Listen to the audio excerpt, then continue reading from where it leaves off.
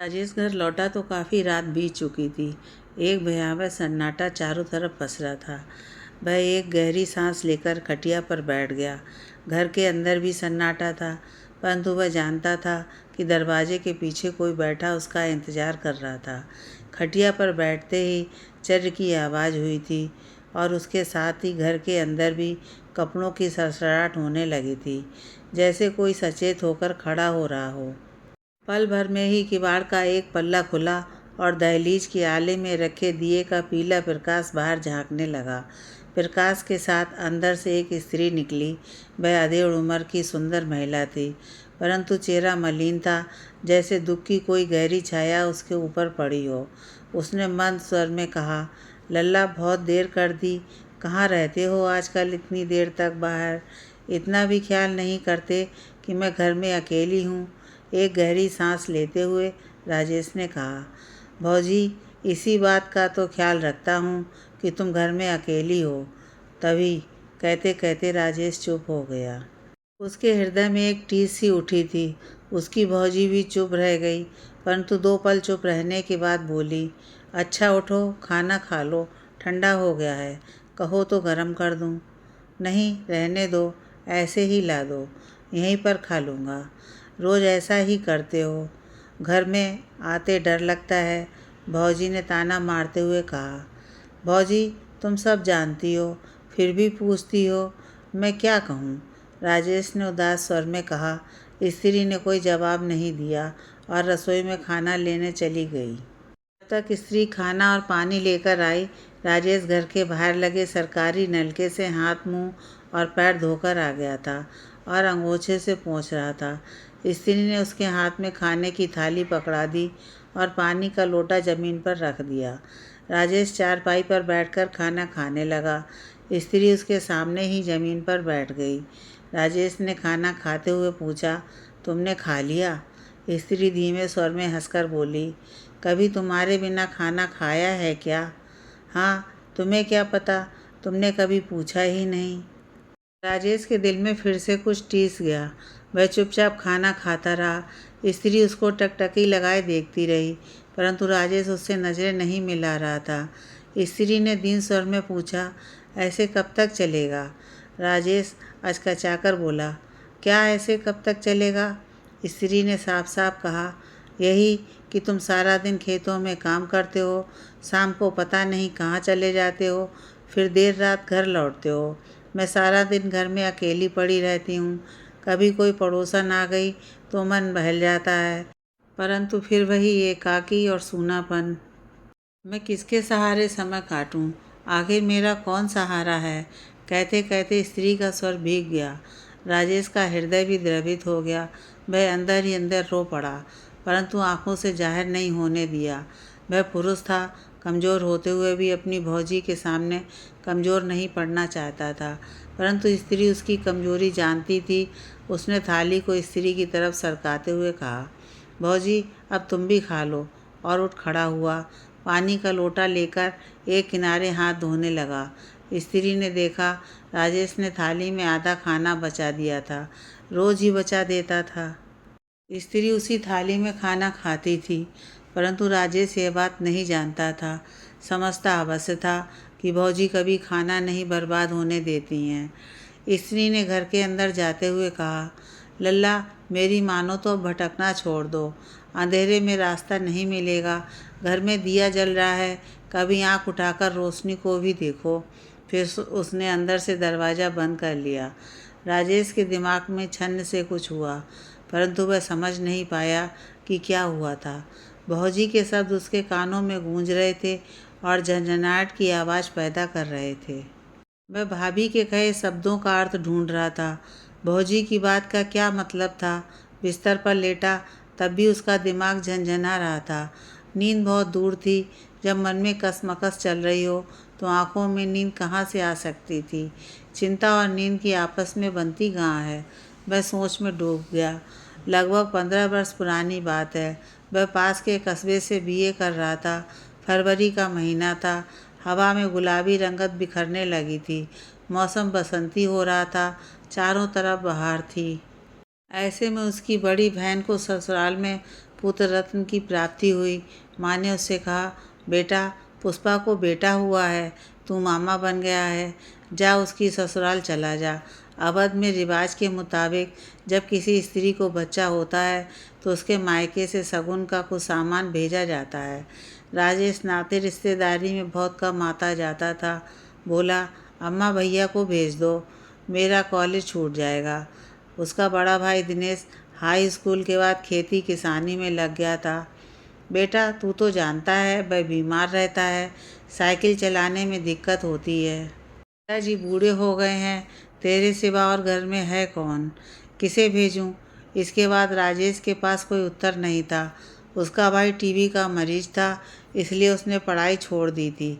खेती में भी हल्के फुल्के काम करके पिता की मदद करता था, भारी काम नहीं कर पाता था। उसकी दवाई चल रही थी। राजेश बहन के यहाँ गया तो रात भर के लिए रुक गया। वहीं बहन के घर में उसने निशा को देखा था। उसे देखकर राजेश का दिल धड़क गया था। वह बहुत खूबसूरत थी। पहली नज़र में ही उससे प्यार कर बैठा, परंतु मुख से कुछ ना कह सका। पता चला कि निशा राजेश की बहन पुष्पा के पड़ोस में रहती थी। पुष्पा को बेटा हुआ था, इसलिए उसकी देख रेख के लिए उसके घर में आई थी। राजेश का दिल बेचैन था।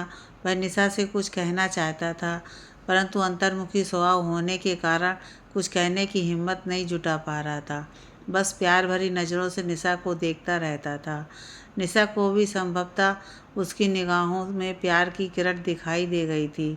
उसने भी उसे मोहक निगाहों से देखना आरंभ कर दिया था। दोनों की निगाहों ने आपस में बहुत कुछ कह दिया था। राजेश ने अपने भाग्य को सराहा। बहन के यहाँ वह बेमन से आया था, परंतु अब खुश था। निशा की खूबसूरती उसके हृदय में बसंत के फूलों की सुगंध बनकर बैठ गई थी। अगले दिन उसे जाना था। निशा उसके आसपास डोल रही थी, परंतु उनके बीच कोई संवाद नहीं हो रहा था। राजेश की समझ में नहीं आ रहा था कि क्या बोले। जब निशा को लगा वह कुछ नहीं बोलेगा तो उसी ने हिम्मत करके कहा, जा रहे हो, कुछ कहोगे नहीं? उसका दिल बेतासा धड़क उठा। उसने इधर उधर देखा, पास में कोई नहीं था। उसकी तरफ देखकर कहा, आप बहुत अच्छी हो। वह शर्मा गई थी। वह प्रेम का कच्चा खिलाड़ी था, बहुत संकोची था, ज़्यादा कुछ नहीं कह पाया। निशा ने जब कोई जवाब नहीं दिया तो फिर पूछा, पढ़ती हो? निशा ने कहा, हाई स्कूल में फेल होकर घर में बैठी हूँ। पिताजी मेरे लिए रिश्ता ढूंढ रहे हैं। यह शायद उसका इशारा था। तुम जल्दी करना, वरना मैं किसी और की हो जाऊँगी। अच्छा, मैं जल्दी आऊँगा, मिलोगी ना? हाँ, अगर शादी नहीं हो गई तो।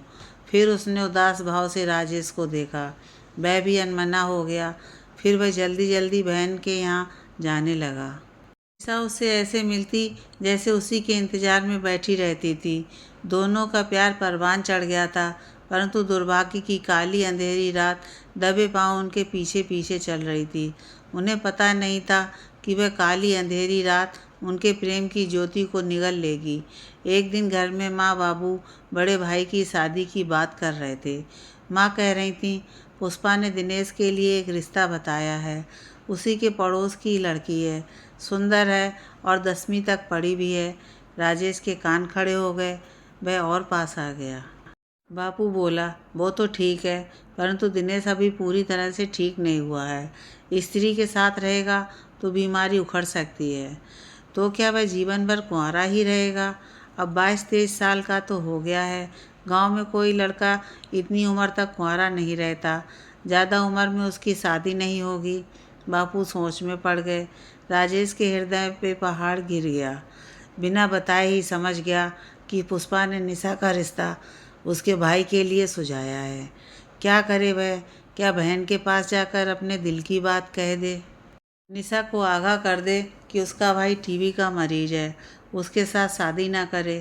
परंतु क्या वह अपने भाई के साथ दगा कर सकता है? अपने माँ बाप से बगावत कर सकता है? शायद नहीं।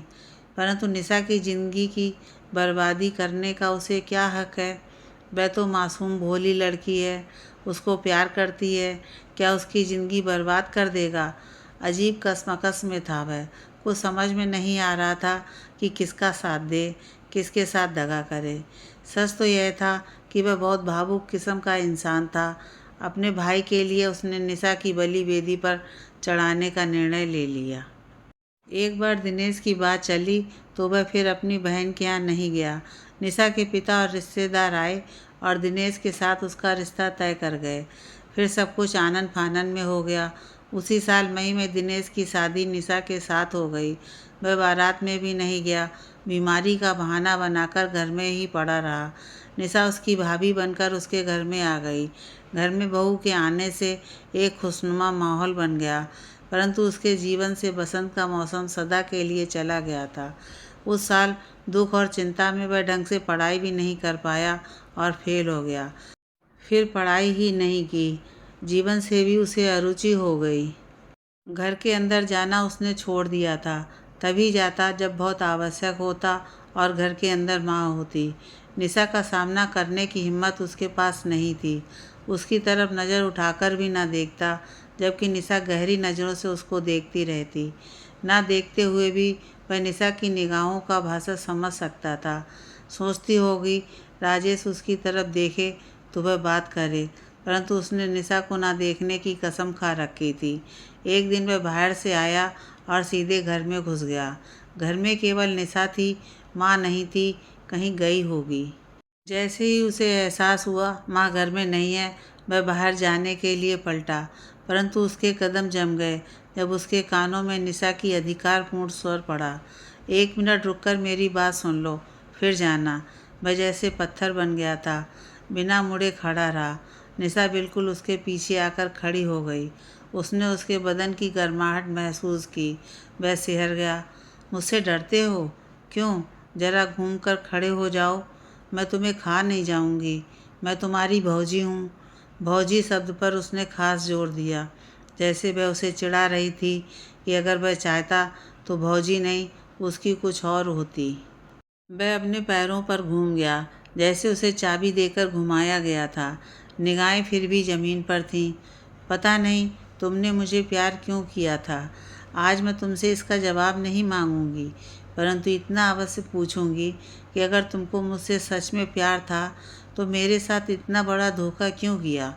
निशा की बात से राजेश का दिल कांप गया। उसने आहत भाव से निशा को देखा। निशा का सुंदर चेहरा मुरझा गया था। उसने आंखों ही आंखों में क्षमा मांगी। निशा ने आगे कहा, तुम इतने कमज़ोर होगे, मुझे नहीं मालूम था। अपने प्यार की बात माँ बाप से नहीं बता सके, परंतु मुझसे आकर इतना तो बता सकते थे कि तुम्हारा भाई इतनी बड़ी बीमारी से ग्रस्त है। फिर चाहे जो करती मैं। राजेश ने अपराध किया था, भयंकर अपराध। अपनी प्रेमिका के साथ धोखा ही नहीं किया था, बल्कि उसका जीवन भी नारकीय बना दिया। वह कहीं की ना रही। राजेश अपराध की आग में जल रहा था। निशा के जीवन में ऐसी आग लगी थी जो ना बुझ सकती थी, ना ठंडी हो सकती थी। मैंने अपने जीवन को जैसा भी है स्वीकार कर लिया है, परंतु तुम अपने को कष्ट मत दो। मैं देख रही हूँ तुम अपराध बोध से बुरी तरह ग्रस्त हो। इस तरह अपना जीवन बर्बाद मत करो। पढ़ाई भी छोड़ दी, घर भी नहीं आते, आखिर ऐसे कब तक चलेगा। बापू के साथ मिलकर खेती का काम ही संभाल लो। तुम्हारे भैया में कोई दम नहीं है, पता नहीं कब तक जिएंगे। इलाज तो चल रहा है। पहली बार उसकी जुबान खुली। हाँ, परंतु परहेज नहीं करते। मैं मना करती हूँ तब भी नहीं मानते। कई बार रात में खून की उल्टी कर चुके हैं। ये तो बहुत गंभीर बात है, उन्हें सोचना चाहिए। मैं भी क्या करूं? उनकी पत्नी हूं। मना करती हूं तो बुरा मान जाते हैं, ज़्यादा मना करूंगी तो लांछन लगाने लगेंगे। मैं उन्हें कुछ दिनों के लिए शहर ले जाता हूँ, तुमसे दूर रहेंगे तो ठीक हो जाएंगे। दिनेश अपनी बीमारी की गंभीरता किसी को बताता नहीं था। वह दिन ब दिन कमज़ोर होता जा रहा था। माँ बापू देखकर भी नासमझ बने हुए थे, परंतु जब राजेश ने माँ बापू को बताया कि भैया को खून की उल्टी आती हैं तो वह भी चौंके। राजेश की बात मानकर उसे शहर ले गए और टीबी अस्पताल में भर्ती करवा दिया। वहाँ से लगभग 2 महीने के बाद इलाज करवा कर लौटे। तुरंत दिनेश पत्नी के पास न जाए, इसका ध्यान रखते हुए सबने निशा को समझाकर मायके भेज दिया। दिनेश की उम्र कुछ बढ़ गई। नियमित इलाज और पत्नी से दूर रहने के कारण वह काफ़ी हद तक सेहतमंद हो गया था। अब निशा ससुराल में कम और मायके में ज़्यादा रहती। इसी प्रकार जीवन चल रहा था। राजेश 25 वर्ष का हो चुका था। उसके लिए रिश्ते आ रहे थे, परंतु वह हर बार मना कर देता। पूछने पर यही कहता, मैं शादी नहीं करूँगा। माँ बापू पूछते क्यों, तो वह चुपचाप वहाँ से खिसक जाता। वह खुलकर कोई बात नहीं बताता। निशा ने एक बार जोर देकर पूछा, लल्ला शादी क्यों नहीं करना चाहते? अकेले जीवन कैसे गुजर होगा? भौजी, अब वह निशा को भौजी कहने लगा था। तुम तो जानती हो, तुम्हें क्या बताऊं? एक अपराध की इतनी बड़ी सज़ा स्वयं को दोगे? पता नहीं मेरा अपराध छोटा है या बड़ा, परंतु उसकी यही सज़ा है। और फिर धीरे धीरे घर में उसकी शादी की चर्चा ने दम तोड़ दिया। गांव में लड़की के पिता बहुत लंबे समय तक किसी लड़के की हाँ का इंतज़ार नहीं करते। राजेश ने स्वयं को खेती किसानी में झोंक दिया। दिनेश की सेहत सुधर गई, परंतु उम्र का तकाजा था या भाग्य का कि उसकी माँ एक दिन अचानक गुजर गई। वह इतनी बूढ़ी नहीं थी, परंतु ना जाने उसे कौन सी बीमारी लगी कि किसी को पता भी नहीं चला। उसे अस्पताल भी ना ले जा सके और वह रात के किसी पहर में मौत के हाथों में सो गई। दिन में उसने अपनी पिंडलियों में दर्द की शिकायत की थी। सबने इसे मामूली दर्द समझा। तेल मालिश की और वह खाना खाकर सो गई। फिर सोती ही रह गई। सुबह का सूरज नहीं देख पाई। माँ के बाद आदमी का सबसे बड़ा सहारा उसकी पत्नी होती है। दोनों ना रहे तो उसका जीवन बहुत कष्टप्रद हो जाता है। बापू के साथ भी यही हुआ। उम्र तो हो ही गई थी। बुढ़ापे में सुख दुख की बातें कहने सुनने वाला उनका साथी नहीं रहा। बड़ा बेटा बीमार था। राजेश ने शादी नहीं की थी। बहू अच्छी थी, परंतु उसकी हालत देखकर तरस आता था। अब पछतावा हो रहा था कि अपने बेटे के साथ उसकी शादी करके अच्छा नहीं किया था। बातों में यह बात जाहिर भी करते थे। उन्हें भी चिंता का रोग लग गया था। चिंता मौत की सबसे अच्छी दोस्त है। जल्दी ही पिताजी भी माँ के पास चले गए। माँ के मरने के बाद से निशा ससुराल में ज़्यादा रहने लगी थी। कभी मायके जाती तो एक आध दिन के लिए। एक घर में रहते हुए भी राजेश और निशा का आमना सामना कम ही होता था। राजेश ही उससे बचता रहता था। माँ के मरने के बाद दिनेश ज़्यादातर घर में ही रहने लगा था। बीमारी का तो बहाना था, परंतु राजेश जानता था कि भैया बीवी की खूबसूरती पर फिदा थे। बाप था तब लिहाज करके बाहर भी निकल आता था, परंतु जब से वह मरा तब से उसने घर से निकलना ही बंद कर दिया था। बाहर का सारा काम राजेश के जिम्मे आ पड़ा था, परंतु उसने कभी नाखुशी जाहिर नहीं की। घर से बाहर रहकर उसे खुशी मिलती थी। सच तो यह था कि वह जानबूझकर किसी न किसी काम के बहाने घर से बाहर रहता था, ताकि निशा का सामना कम से कम करना पड़े। भैया के घर में रहने से उसका काम आसान हो गया था। निशा को देखते ही उसके पुराने घाव ताज़ा हो जाते। निशा भी पति के सामने उससे बात नहीं करती थी। दिनेश घर से निकलता ही ना था। राजेश सोचता था कि भौजी के प्यार में दीवाने थे, परंतु बात ऐसी नहीं थी। रात दिन स्त्री के संसर्ग में रहने के कारण उसकी तबीयत बद से बदतर होती जा रही थी, परंतु दिनेश को इस बात का एहसास नहीं था। एक शाम जब निशा उसको खाना देने आई तो उदास स्वर में बोली, आपको घर की कुछ खबर भी रहती है? क्या हुआ भौजी, उसने पूछा। मुझे तो लगता है तुम इस घर में नहीं किसी और ही दुनिया में रहते हो। घर में बस खाना खाने और सोने के लिए आते हो। अम्मा पापा को गुजरे लगभग 1 साल हो गया। तब से तुमने एक बार भी मेरा हाल नहीं पूछा, कभी नहीं देखा कि मैं किस हाल में रहती हूँ। एक गहरी चुप्पी के बाद वह बोला, भौजी आपका हाल चाल पूछने के लिए भैया तो हैं। यही तो मुसीबत है। तुम सोचते हो कि भैया मेरा ख्याल रख रहे हैं, परंतु तुमने ये कभी नहीं सोचा कि वे इस लायक हैं या नहीं। बिल्कुल जर्जर हो गए हैं। खटिया से उठने की ताकत भी उनके शरीर में नहीं है। मैं तो समझता था वह तुम्हारे। फिर जानबूझकर बात को छोड़ दिया। वह निशा की मर्म पर चोट नहीं करना चाहता था। हाँ, सब यही समझते हैं कि वह मेरी खूबसूरती पर मर मिटे हैं, इसलिए घर से बाहर नहीं निकलते। रात दिन मुझसे चिपटे पड़े रहते हैं, परंतु उनकी हालत कोई नहीं देखता। कभार की छोड़ दें तो मैं हफ्तों तक उनको अपने पास नहीं आने देती, परंतु उनका रोग पक गया है, अंदर ही अंदर उनके फेफड़ों को खाए जा रहा है। पहले क्यों नहीं बताया? उसने नाराज़गी के भाव से कहा। कैसे बताती? कितनी बार मन किया कि तुमसे बताऊं, परंतु तुम मुझसे इस कदर रूठे रहते हो कि मेरा भी तुमसे बात करने का मन नहीं करता। आज पता नहीं कैसे कह गई। तुम तैयार रहना, कल उनको शहर लेकर चलेंगे। शहर के अस्पताल में फिर से दिनेश का इलाज चला। राजेश उसे भर्ती करवाकर गांव वापस आ गया था। घर द्वार, जानवर और खेती भी देखनी थी। निशा अपने पति के साथ थी। हफ्ते में एक बार राजेश शहर जाकर रुपए, पैसे, फल तथा अन्य खाने पीने की चीज़ें दे आता था। इस बार दिनेश 3 महीने बाद ठीक होकर घर लौटा। कहने को तो ठीक हो गया था, परंतु डॉक्टरों ने कह दिया था अब फेफड़ों में जान नहीं बची थी। भगवान भरोसे जी रहा है, पता नहीं और कब तक जीवित रहेगा। भाई को कोई औलाद भी नहीं हुई थी। असली कारण क्या था, यह तो उसका भाई जानता था या निशा। भाई शायद बीवी के साथ सोने से परहेज नहीं करता था, तभी तो 1 महीने बाद वह फिर बीमार पड़ गया। एक बार फिर उसे शहर ले जाया गया, परंतु इस बार वह ठीक होकर नहीं लौटा, उसकी लाश ही लौटी। शादी के 15 साल बाद निशा विधवा हो गई। उसका सहारा टूट गया। पति ने उसे कोई औलाद भी नहीं दी थी, किसके सहारे आगे का जीवन व्यतीत करती। वह दुख के सागर में डूब गई थी। कोई उसे बाहर निकालने वाला नहीं था। दिनेश की मौत क्या हुई, राजेश जैसे घर संसार से विमुख हो गया। पहले कभी कभार घर आता था, अब तो सुबह जल्दी ही खेतों की ओर निकल जाता, भूखा प्यासा काम करता, शाम को भी सीधे घर न जाता, देर रात गए लौटता। उसने निशा के दुख को बांटने की कोशिश नहीं की। बांटना तो दूर, उसे समझने की कोशिश तक नहीं की। वह स्वयं को तकलीफ दे रहा था या निशा को भाई के साथ शादी करने की सज़ा दे रहा था, वह स्वयं नहीं समझ पा रहा था। वह बस इतना जानता था कि निशा के पास जाने से उसे डर लगता था।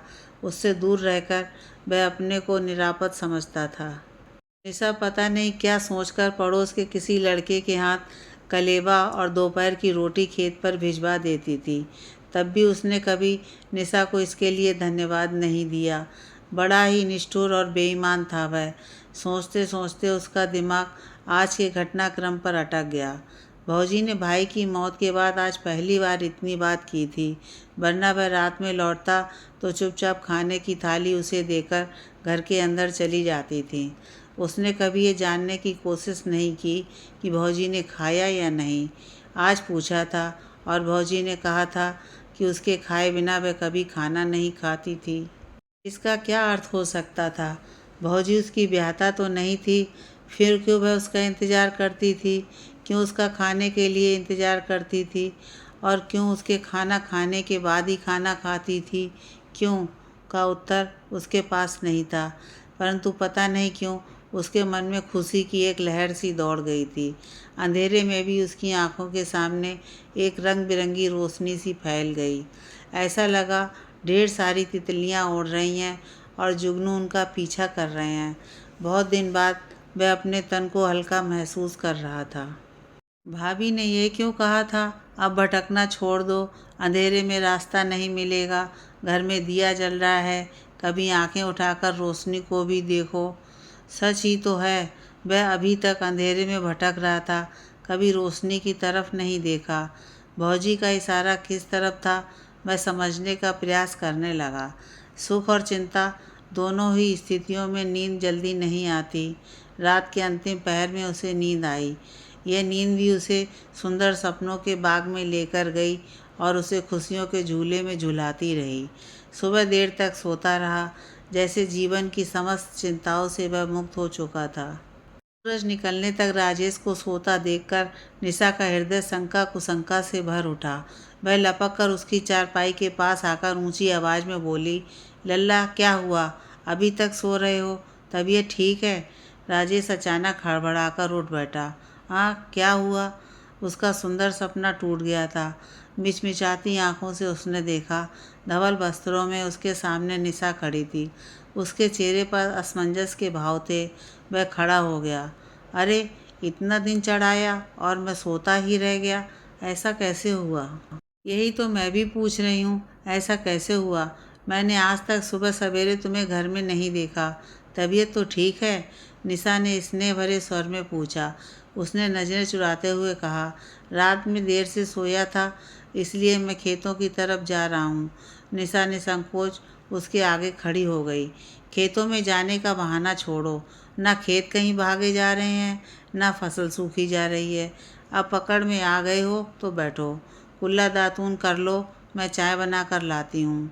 या घर के अंदर चलो, वहीं साथ बैठकर चाय पियेंगे। नहीं, यहीं ले आओ, उसने तत्परता से कहा। हाँ, डरते होगे मैं कहीं तुम्हें छेड़ ना दूँ, निशा ने तनिक परिहास से कहा। वह झेप गया। भौजी, तुम जब मुझे भौजी कहते हो तो लगता है चिढ़ा रहे हो। राजेश की आंखों में एक प्रश्न उभर आया। हालांकि इस प्रश्न का उत्तर उसे मालूम था, इसलिए उसने कुछ नहीं पूछा, बस इतना ही कहा, अच्छा चाय ले आओ, और नलके की तरफ चला गया। राजेश के लिए जब वह चाय बनाकर लाई तो उसने पूछा, और तुम्हारी चाय? तुम्हारे साथ यहाँ दरवाजे पर बैठकर चाय पीऊँगी तो लोग बातें नहीं बनाएंगे? निशा ने सिर झुकाकर कहा। राजेश ने कहा, हाँ, गांव के लोग बिना बात का बतंगड़ बना देते हैं, तभी तो मैं घर के अंदर नहीं आता। निशा ने अपनी आंखें उठाकर राजेश को देखा। दोनों की आंखें एक बारगी टकराईं तो लगा जैसे एक ज्वाला प्रज्वलित हो उठी हो।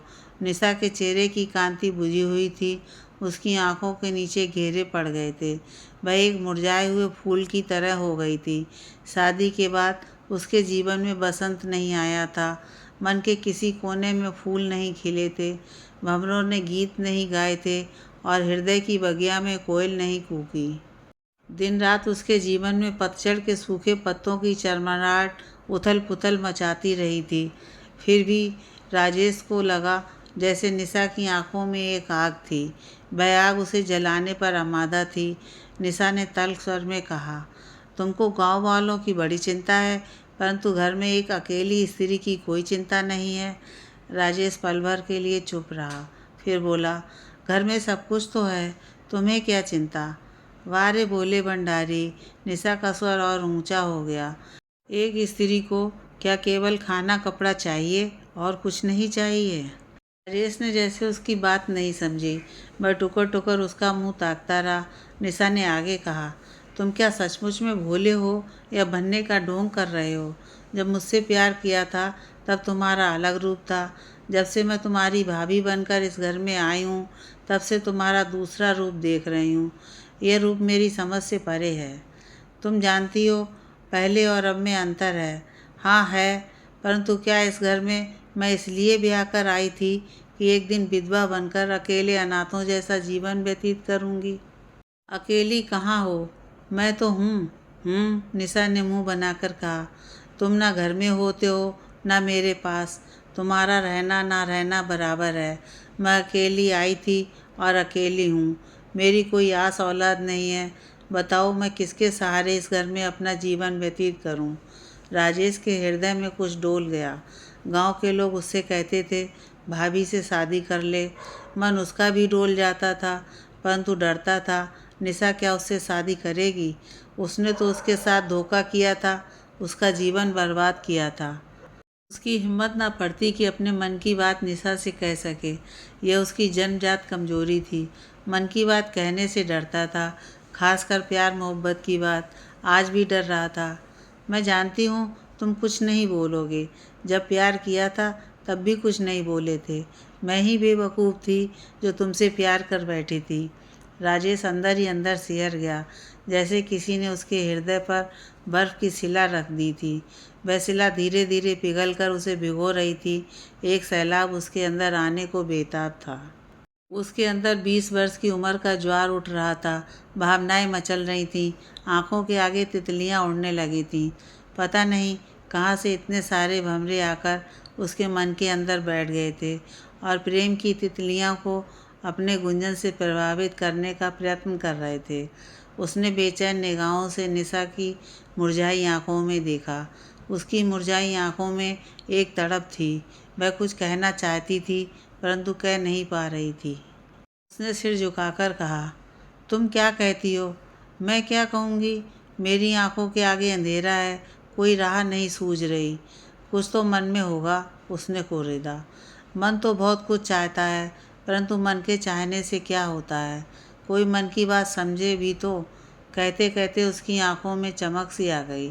राजेश का हृदय फिर डोल गया, परंतु वह निश्चल खड़ा रहा। निशा आगे बोली, गांव की औरतें बोलती हैं कि मैं तुम्हारे नाम की चूड़ियाँ पहन लूँ, और उसके मुंह से अचानक निकला, परंतु कुछ कहती हैं, तू क्यों अपना जीवन बर्बाद कर रही है?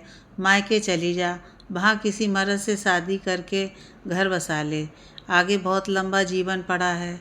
राजेश के हृदय में बर्फ़ जम गई, सारी तितलियाँ मर गईं और भंवरों का गुंजन तूफान के शोर में दब गया। क्या निशा ये घर छोड़कर चली जाएगी? क्यों नहीं जाएगी? उसका पति मर गया, कोई औलाद नहीं है, सास ससुर नहीं रहे, एक देवर है जो कभी उसका प्रेमी था, वह उसकी तरफ नज़र उठाकर भी नहीं देखता। वह ऐसे वीरान उजाड़ रेगिस्तान जैसे जीवन को यहाँ कैसे बिता पाएगी? नारी मन की भावनाओं को किस प्रकार दबाकर वह रह सकती है? भौजी, मुझे कुछ सोचने का मौका दो, कहकर वह तेज़ी से बाहर निकल गया। घर के बाहर आकर भी वह नहीं रुका और सीधा खेतों की ओर निकल गया। उसके दिमाग में घंटियां बज रही थीं। वह कुछ सोच समझ नहीं पा रहा था, क्या करे? क्या निशा से सीधे सीधे कह दे कि वह उसे अभी भी प्यार करता है?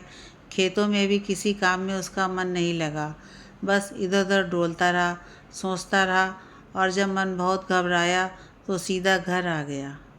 बाहर सन्नाटा था, निशा अंदर होगी। वह अंदर गया। निशा रसोई में थी। उसे देखते ही आश्चर्य से बोली, अरे तुम आ गए, मैं तो तुम्हारे लिए खाना भेजने वाली थी। मैंने सोचा आज घर पर ही खाना खाऊंगा। वह उसकी तरफ देखे बिना नापदान पर हाथ पैर धोने लगा। निशा की आंखों में चमक आ गई। उसने मुस्कुराकर राजेश को देखा और कई पलों तक देखती रही। राजेश पीठ पर बैठ गया। निशा ने थाली में खाना परोसकर उसके सामने रखा और बोली, कितने दिन बाद घर में खाना खा रहे हो? उसने बस इतना ही कहा। अब घर में ही खाना खाया करो, बाहर अच्छा नहीं लगता। इसी बहाने मेरा मन बदल जाएगा।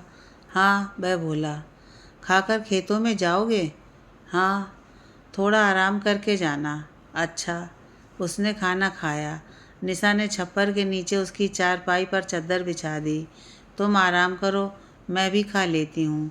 चारपाई पर लेटा लेटा वह निशा के बारे में सोचता रहा, और अंदर खाना खाते हुए निशा भी केवल उसी के बारे में सोच रही थी। दोनों एक दूसरे के बारे में सोच रहे थे, और उन्हें लग रहा था कि उनके विचार एक दूसरे के विचारों से टकरा रहे थे। दोनों के दिलों में मीठी गुदगुदी हो रही थी। वे विभोर हो रहे थे। खाना खाने के बाद निशा भी अंदर चारपाई पर लेटकर आराम करने लगी, परंतु नींद नहीं आई।